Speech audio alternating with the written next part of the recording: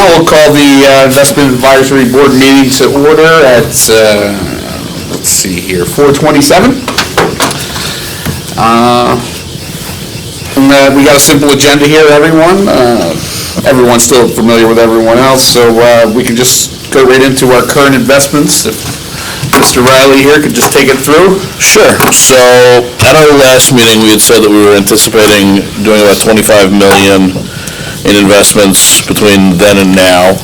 We did exactly that. We did a $15 million treasury, and we had one $10 million piece that matured, so we rolled that over with the same size. We just rolled it over for an additional 3 months. So currently we're holding $35 million in treasuries with maturity dates ranging from 8/1 to 10/10/19.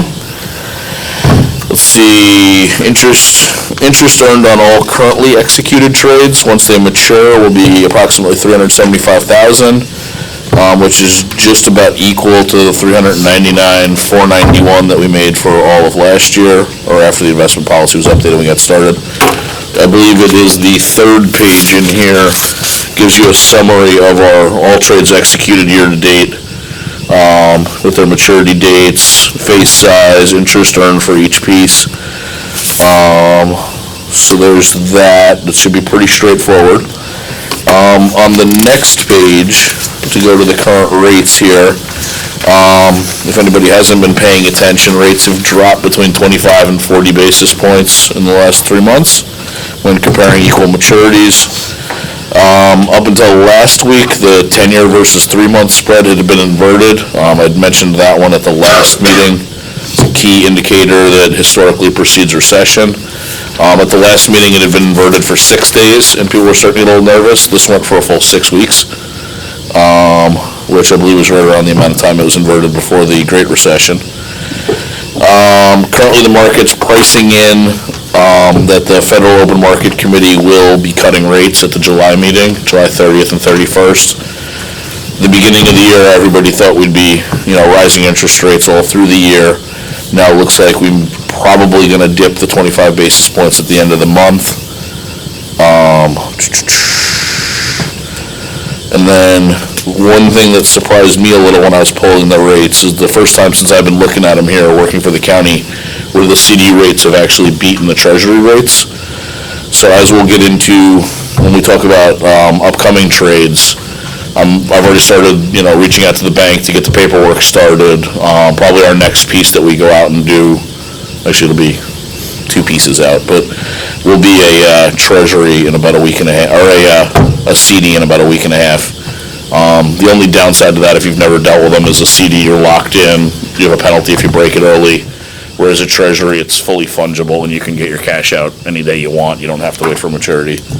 But for a 15 basis point increase, I think it's well worth it.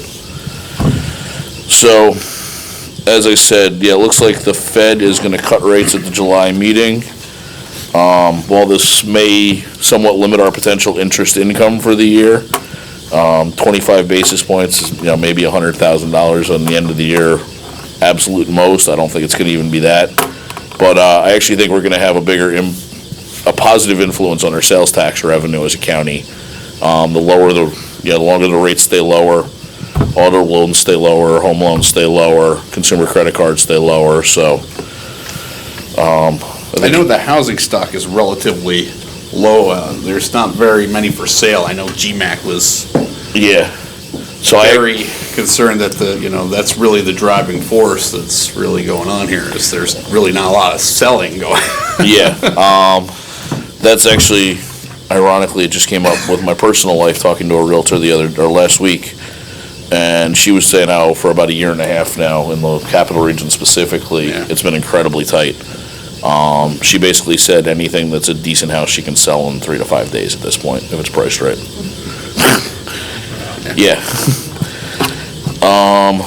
So let's see. So the reason for the Fed rate cut, as they've been explaining recently, it seems that they're more concerned about inhibiting growth rather than preventing inflation. I personally don't think inflation should be a major concern over the next 2 years. Right now, they're forecasting it at a 1.5% inflation growth for 2019, 1.9% in 2020. Both of those are below the stated 2% target rate. So that leads to manufacturing is forecast to increase faster than the general economy. And we'll see what happens with exports. That is probably the one wild card in there. So as I had kind of inferred to before, with looking at our current cash flow situation, if rates remain in their current distribution between CDs and treasuries and nothing shakes out too much, shortly after the next Fed meeting, we'll have a maturity coming up where we're looking to take $8 million of that, $8 million of that treasury, put it into a 90-day CD. So it actually is the immediate following one. I've said the secondary before. Sorry about that. And then on 8/6, after we've received our sales tax revenue for that period, we're going to do another $10 million out in a 30-day treasury. That should allow us to keep our conservative approach to cash management. We always want to keep more cash on hand than needed, just in case anything untoward happens, or we're not in this to run a hedge fund. This is just some risk-free investment to make a few $100,000 over what we'd make, with the bank paying us their interest rates on their money market accounts. One thing that I've been talking to Sean about doing as well, and I think we need to sit and talk to the comptroller's office about the logistics of it, is to start doing some smaller and shorter duration trades. We have weeks where, we'll spike up 10 million and then the next week we'll, drop down to single digits and millions, and don't necessarily want to get that low. So, whether we can start getting into doing some things where we buy a treasury. In the last couple of weeks of the treasury term, you have two maturity dates every week. You have Tuesdays and Thursdays. So we could theoretically, and I'm not necessarily advocating to do 2-day trades, but to do a 7 or a 9-day trade or something like that, it's not huge dollars, but you're talking $5,000-$10,000 at a clip. For, as far as I'm concerned, that's still real money. Especially if you can do, a couple, 2, 3, 4 of those a month, it's going to add up by the end of the year. But we're going to have to coordinate stuff with Mr. Connor's office, make sure we're all on the same page with that. And I don't know. You guys have any So I'll points just we add want to to that. discuss here? Yeah. We gave our preliminary fiscal report. You guys might have seen, I don't know if it made the audited by agenda or not. I really just want to hit the high strokes of it. Your sales tax had, projected growth like we anticipated. What has not happened is your AIM funding, which, if everyone remembers, was something the state mandated upon us. All of the municipalities within Albany County were responsible to make them whole through our sales tax for their previous AIM funding that came from the state. So that was supposed to kick in. The state comptroller has not enacted that plan yet, so we will still be seeing that $2 million rough come out of our sales tax. We anticipate in the third quarter, because at some point, the towns are supposed to get paid, and I believe it's by the end of the fourth. So that $2 million, as Dave was saying, for short-term trading, we could have taken advantage of if we had a better notice from the state comptroller. He just basically came in and said, we don't have this in place yet. We're going to do this next quarter. But that's part of why we maintain the size cushion that we do, though. Right. So there are We unknown anticipated variables. that going away. With that, I think, what was the recommendation, Dave? For the upcoming trades? Yeah. So when the piece matures on 8/1, we'll take 8 million of that, go for a 90-day CD, because that'll give us the peak of the current rates that we're seeing out there right now. As of now, it's 2.1, but that said, it's probably going to drop if they cut rates on the 30th. Okay. Maybe talk to Lou and potentially see if we can do it a couple days earlier and let the maturity just come and backfill, since it is only 8 million. But, if we can lock that rate in a little, it might make Guys, sense. if I could just ask a clarifying question. Of course. Forgive me for so the towns remit their sales tax to the county, and then the county to the state? Yeah, Or go a for piece of it. the state, or? So, most counties have a sharing program with their municipalities within. Our sharing program is 60/40. We keep 60% of sales, 40% gets distributed from the towns on all of your potted goods. So, and then even within that, like villages get a piece of their town. Sure. I could send over a complete list of what goes on with that. That's, it's a little complicated. Based on census, the towns get X, et cetera. What the state has done is basically change that formula with this mechanism, where towns, and I believe it's Bethlehem, Colony, those are the two big ones.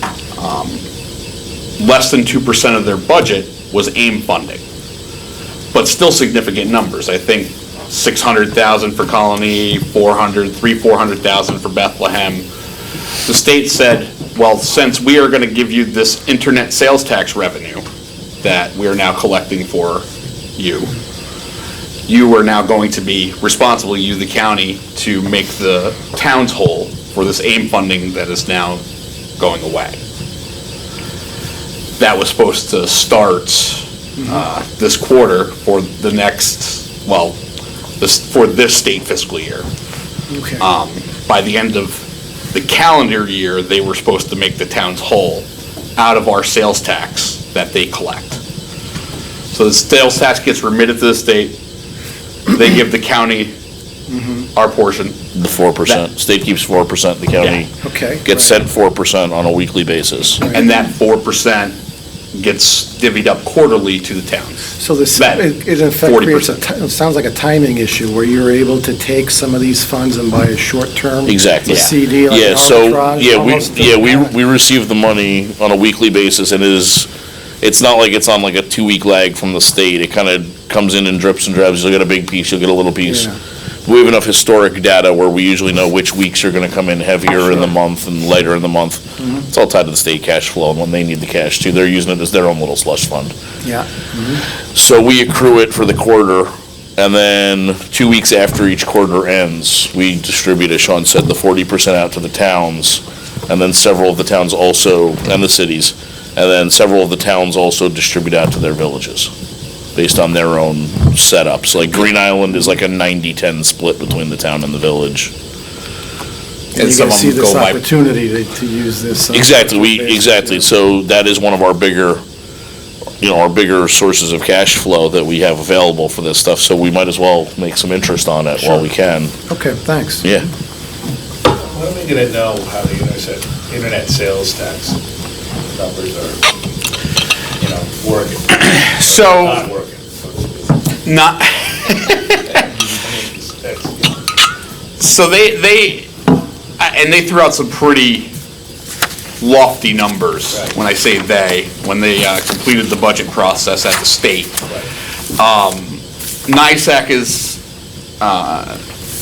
NISAC is requested from them because, the categorization that the state gives, like it's not as monitored as you would expect. I think we might have found it out with the tobacco thing recently. Like, you can't go search tobacco at Tax and Finance. Like, it comes up as like, whatever, counter goods or something of that nature. So, It's not that specific yeah. Yeah. So, per product.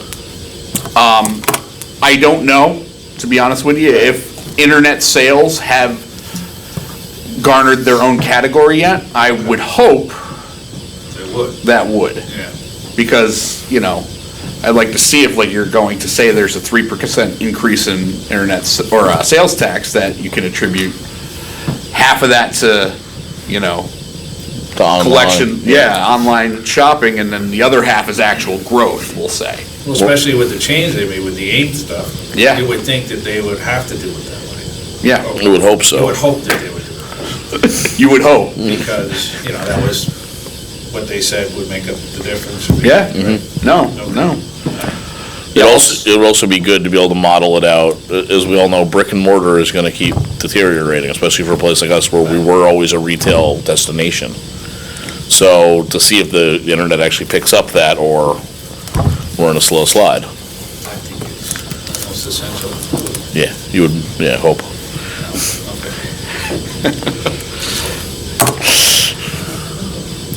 All right, so with your recommendation there, I think it's pretty conservative. I would make a recommendation that we follow that. If anyone else has anything they want to weigh in on, please do now, or... Fine with it. Okay, excellent. Yeah, probably by the next meeting, I'm gonna reach out, maybe look at diversifying out a little bit, whether we do some different municipal notes or something like that, if we can get a little better rate on it, depending on rating, but for now, I think we just stick with what's tried and true and get what we can nice and safe. Excellent. Thank So you. I'll disseminate the actual trade with the full list of the members here, and we'll bring the comptroller in and execute that. Sounds good. Thank you. Thank you, everyone. All right, we'll call the meeting to close.